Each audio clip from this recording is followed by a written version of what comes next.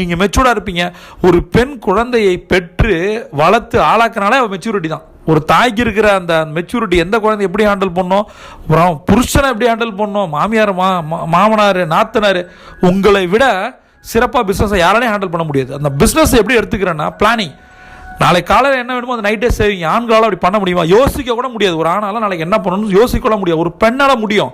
காலைல தோசை ஊற்றணுமா, அதுக்கு என்ன பண்ணணும், இட்லி மாவு அரைக்கிறதுலேருந்து என்ன எல்லாமே தெரியும். பிளானிங்லையும் லேடிஸ் பர்ஃபெக்ட், பக்கா. அதனால் நீங்கள் தான் ஆரம்பிக்கணும் பிஸ்னஸ், ரைட்?